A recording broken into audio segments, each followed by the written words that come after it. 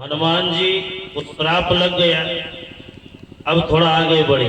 भगवान श्री राम जब वनवास काल में थे, मां सीता का हरण हो गए, तो भगवान श्री राम बहुत विलाप कर रहे थे।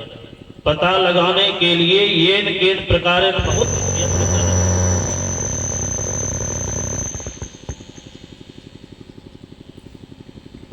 सदगुरु आवाज बढ़ा दी। तो वनवास काल के दौरान जब मां सीता का हरण हो गया, तो भगवान श्री राम बहुत विलाप कर रहे थे।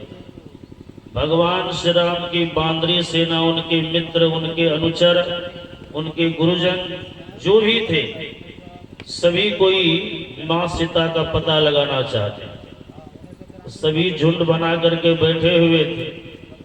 तो महाराज जटायु के एक भाई थे जिनका नाम था संपाति। वो कहते हैं कि आप लोग क्या विचार कर रहे हैं, किस चीज की मीटिंग कर रहे हैं। एक ने कहा कि भगवान श्री राम की पत्नी सीता का हरण हो गया है, हम लोग उसी का पता लगाना चाहते हैं कि वो कहाँ है। तो संपाति ने कहा, वो तो जटायु के भाई संपाति थे, दूरदृष्टि वाले थे। कहा आप लोग इतने हैरान क्यों हो रहे हैं, मैं तो यहीं से देख रहा हूं कि लंका के अशोक वाटिका में सीता बैठी हुई। जैसे ही कहा सबों को बड़ी खुशी हो गई। अब वो किस हाल में है, कुशल हैं कि बेकुशल हैं, इस बात का भी तो पता लगाना पड़ेगा। तो वहां जाया कैसे जाए, एक दूसरे से राय विचार करने लगे। कोई कहते मैं जा तो सकता हूं, लेकिन लौटकर आऊंगा कि नहीं इसका पता नहीं। सभी कोई अपना अपनी बात को सुना रहे थे। उसी में एक वृद्ध बैठे हुए थे जिनका नाम था जामवंत। कहा जब मैं यौवनावस्था में था तो मेरे लिए जाना और आना कोई बड़ी बात नहीं थी, लेकिन मैं तो वृद्ध हो गया हूं, मेरे शरीर में शक्ति नहीं है, मैं नहीं जा सकता। कहा यहाँ तो बात यह है कि जाना भी चाहिए, लौटकर आना चाहिए, तब तो पता चलेगा कि सीता किस हाल में है। सब कोई विचार कर ही रहे थे। जामवंत जी का निगाह पड़ गया हनुमान जी पर। जामवंत कहते हैं देखो देखो ये हनुमान बचपन में एक छलांग लगाया था तो सूर्य को निगल गया। एक छलांग लगाया था तो सूर्य को निगल गया था।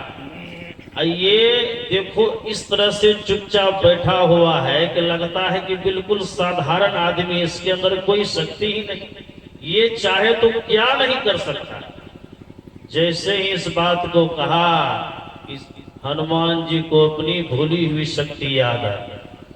तुरंत गरजते हुए खड़े हुए और भगवान श्री राम से कहते हैं कि प्रभु आप आज्ञा दे, मैं मां सीता का पता लगा करके आता।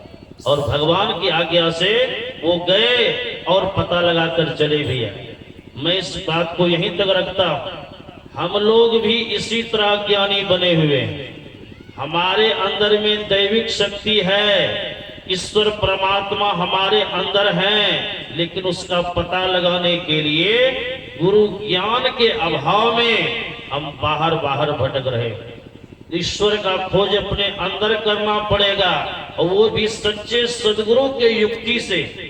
तब हमें ईश्वर परमात्मा का ज्ञान होगा, अपने आप का ज्ञान होगा।